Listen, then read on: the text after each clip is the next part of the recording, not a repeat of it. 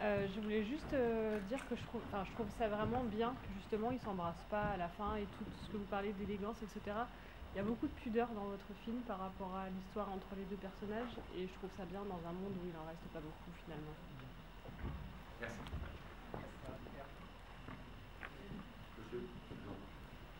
Déjà, bravo pour votre film qui est très harmonieux. Vous arrivez à lier une histoire d'amour avec une évolution de la nature, c'est très beau. Et je voulais savoir si vous aviez eu du mal à choisir les deux acteurs. Est-ce que vous parlez un peu sur Virginie Fira et Benjamin Lavergne? Et lui Laverne 2. Ok.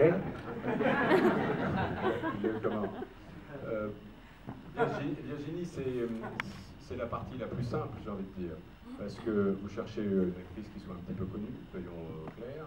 Et vous comprendrez pourquoi je dis ça par rapport à la deuxième partie de mon raisonnement, qui soit un tout petit peu cinématographique avec une forme d'élégance, de beauté, etc. Et qui soit très concrète.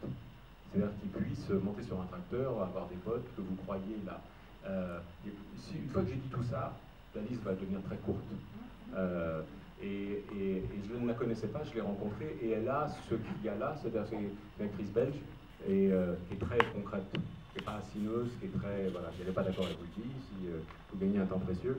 Et donc, ce côté brut me semblait très important pour ce personnage, qui allait être, comme on l'est tous, dans des problèmes du réel, des problèmes avec ses enfants, des problèmes avec la banque, et des problèmes professionnels, et avec tous les emmerdements du monde. Elle est du côté du réel.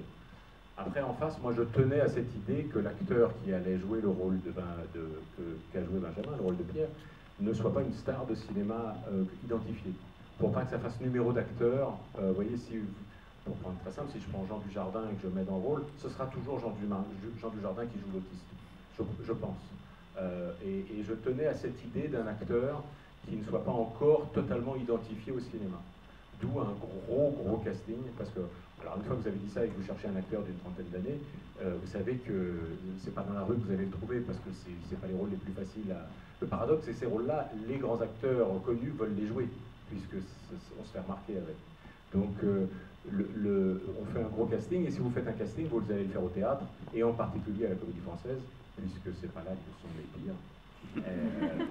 Et voilà, donc j'ai fait un casting très long, avec beaucoup de gens, et ça fonctionne comme un tableau de tennis, quoi. Vous commencez en 32e de finale, puis en 16e, et à chaque fois vous revoyez ceux qui, et au dernier round, il y a l'actrice en face pour voir si l'alchimie entre marche. Je dois à la vérité de dire que très vite j'ai su que ce serait Benjamin, même si je ne lui ai pas dit que je l'ai fait revenir 25 fois. Voilà, parce que, voilà, après pour plein de raisons qui n'ont rien à voir avec le talent.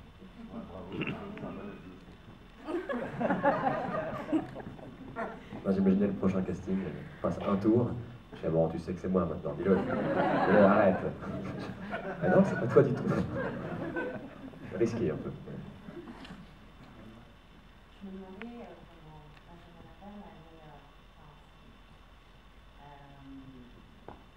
comment tu t'étais inspiré de ton personnage, si tu avais rencontré, si tu en entendu parler, et si tu avais une part d'improvisation dans le film aussi, au contraire, c'était assez, ton jeu était assez calmé. C'était quand même assez précis, c'était ça qui était dur à trouver, notamment les premiers jours de tournage. Moi j'ai rencontré une psychologue psychanalyste qui connaît très bien l'autisme et qui voit beaucoup d'enfants, et d'ailleurs d'adultes aussi autistes, et du coup c'était hyper intéressant de prendre un peu dans ce qu'elle me disait sur les attitudes, les réflexes de parole, les temps qui ne sont pas les mêmes parfois, de parler trop vite ou pas dans les temps, puisque souvent les Asperger n'ont pas les codes sociaux qui permettent parfois d'avoir du second degré, par exemple, et du coup tout ça c'était très intéressant. Par exemple, des choses de droiture, par exemple, des attitudes, des gestes parallèles, des choses de réassurance, voilà, ça c'était hyper intéressant de l'entendre. Et après, j'avais quand même une liberté le costume, tout ça, ça vient aider aussi à la silhouette, ça vient donner des indices. La langue aussi, juste le texte déjà, ça donne des indices sur comment comment le dire. Et puis après, il faut trouver une musique, et puis il faut garder une cohérence. Parce qu'on tourne souvent les scènes dans le désordre, et du coup, il faut arriver à, une fois qu'on a intégré ces règles-là, et qu'on a, on a un petit tic là, et puis une manière de parler, il faut la garder tout le long. Heureusement, on commençait le tournage par la première scène du film, pour moi en tout cas. Ma première scène, donc ça c'était plutôt rassurant. Et après, moi j'avais peur de mal jouer, dans le sens, comme un musicien jouerait faux, parce que je ne parle pas comme ça dans la vie, du coup il faut essayer des choses, et puis on se dit, mais est-ce que les gens vont croire que je joue très mal, ou est-ce qu'ils vont intégrer que c'est sa manière de parler?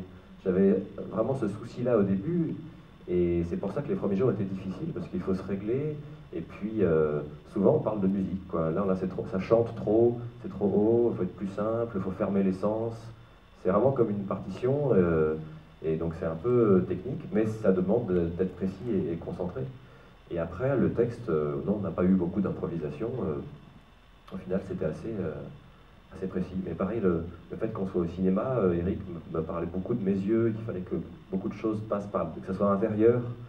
Parce qu'au début, on a envie d'en rajouter, on a envie voilà, de rajouter un geste là, enfin pas des grimaces, mais de charger un peu le personnage en disant, bon, bah, et il ne s'agissait pas de faire du tout une performance ou de...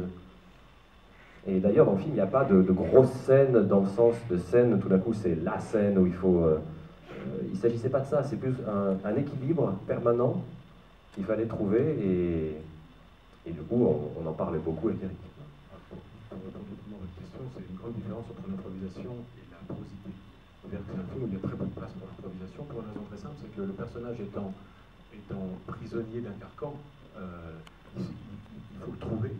Et une fois que vous avez trouvé la manière de marcher, de parler, de regarder, de toucher, de tout ce que vous voulez, on a le droit d'en bouger.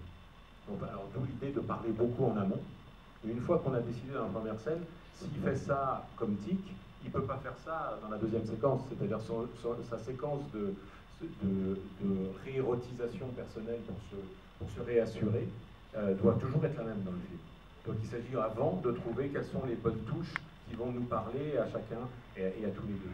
Par contre, ce qu'il faut, et c'était le thème du film, c'est la porosité qui se passe autour. S'il y a une mouche qui passe, il l'entendra plus que vous et moi, il y est plus sensible, pareil pour un rayon de soleil, etc. Vous voyez le distinguo qu'il y a, c'est-à-dire être totalement présent dans l'instant et en même temps être très carré sur ce qui est prévu.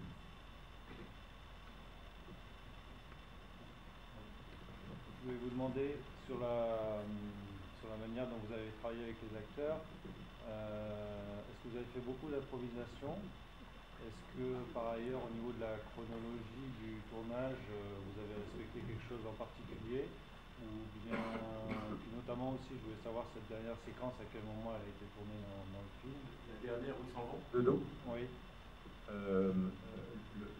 Alors pour ce qui est de l'improvisation, la réponse est non, bon, parce qu'il n'y a pas d'improvisation, très peu, comme il joue un tout petit peu dans un film. De répétition, pardon. Mais, mais par contre, en effet, il y a énormément de répétitions beaucoup pour trouver ce qui relève de la sensorialité. Oui. Donc c'est des travaux c'est des travaux corporels, etc., pour qu'on se mette d'accord là-dessus. Ça c'était très important. Et comme l'a dit Benjamin, la première séquence après l'accident, je tenais à ce que ce soit sa première séquence pour jouer, parce que si on n'était pas d'accord là, si vous voulez, il fallait le recaler tout de suite. Vous voyez, et je ne pouvais pas le faire ça avec la 12e séquence. Il fallait commencer là. Quant à la séquence de fin, je l'ai tournée très tard dans le film. C'était un peu, parce que j'attendais la bonne lumière. Tous les jours, elle ne me plaisait pas, donc je ne cessais d'attendre que le soleil soit à peu près là où je voulais qu'il soit. Donc voilà pourquoi. Mais c'était pas, elle n'était pas vraiment dépendante, vous voyez, elle était hors contexte, elle flotte, quoi, la séquence. Où est-ce que vous avez trouvé cette idée de gommette? Ça m'a fasciné de faire des gommettes partout comme ça. Je me suis dit, mais où est-ce qu'il a trouvé cette idée-là? Il y a plusieurs idées. Le cercle revient souvent chez les autistes parce que c'est l'enfermement, c'est la bulle, et puis c'est surtout se protéger. Donc ça, c'est une première dimension, et puis c'est une figure symbolique très forte, le cercle dans toutes les mythologies. Ça, c'est la première chose. La deuxième, c'est dans l'enfance, c'est un truc d'enfance, donc il y a aussi de la présence de l'adulte dans l'enfant, dans le film, et puis même vous avez ça dans les maternelles, les gommettes, mais vous l'avez aussi dans les centres spécialisés pour personnes qui ont des soucis, comme il y a la cuisine, etc. Il y a toujours des gommettes. C'est un truc que j'avais remarqué. Et puis après, bien sûr, il y a ce côté, on va dire, atomique de l'atome, etc. Et enfin, j'avais cette idée de comment dirais-je, de projection de cartes, des étoiles chez les aborigènes. Les aborigènes font de très beaux dessins à partir de petits ronds comme ça. Et donc voilà comment je suis arrivé à cette idée des gommettes, en ajoutant plusieurs petites idées. Moi j'ai encore une question pour vous. Ah, pardon, excusez-moi.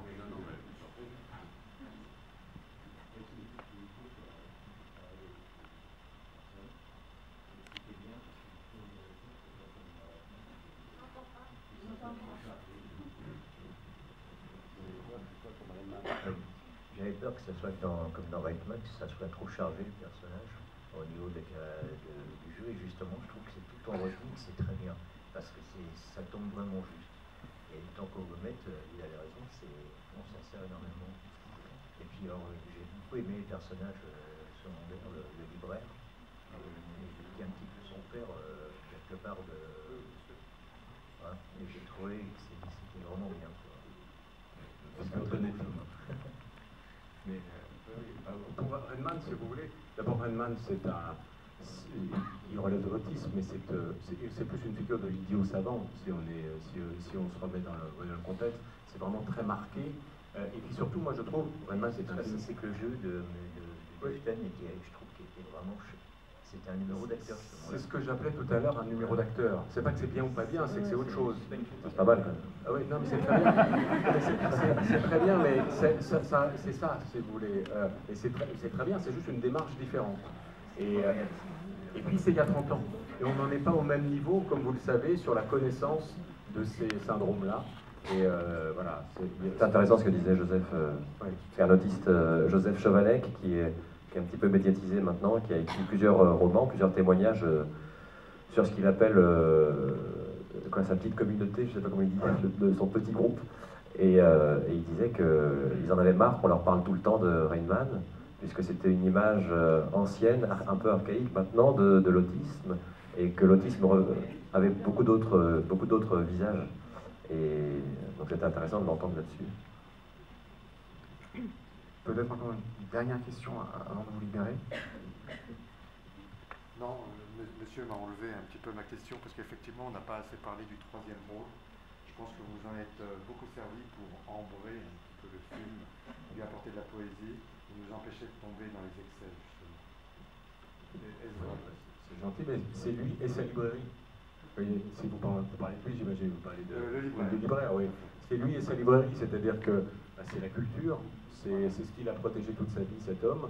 Et la seule chose qui soit plus forte que ça, c'est l'alchimie amoureuse, quoi. C'est-à-dire qu'il est protégé par ça, il vit depuis toujours, c'est sa bulle, c'est ce qui lui a permis de tenir. Et puis il y a un moment où il se passe un truc qui n'était pas prévu, c'est qu'il tombe sur quelqu'un et là, tous ses codes changent et il s'en fout des bouquins. Ça devient secondaire par rapport à... Voilà. Ça me semblait important et que cet homme symbolise... Moi je voulais faire un film où il n'y a pas de méchant, où il n'y ait que des points de vue, que l'on puisse comprendre, même la psychanalyse, même le voisin. Je peux comprendre leur point de vue, si vous voulez. Moi, je trouve que c'est la beauté du film, parce que justement, le libraire reprécise bien que c'est un savant, il est cultivé, il a sa culture spéciale, puis que ce que je veux dire, un coup de foudre, même chez moi, j'ai eu des coups de foudre, ça a renversé un petit peu, je veux dire, la destinée. Hein. D'accord. Et je trouve que vous avez fait quelque chose de tout à fait comparable. Ça, c'est beau. Merci. Eh bien, merci. Merci à vous, merci monsieur.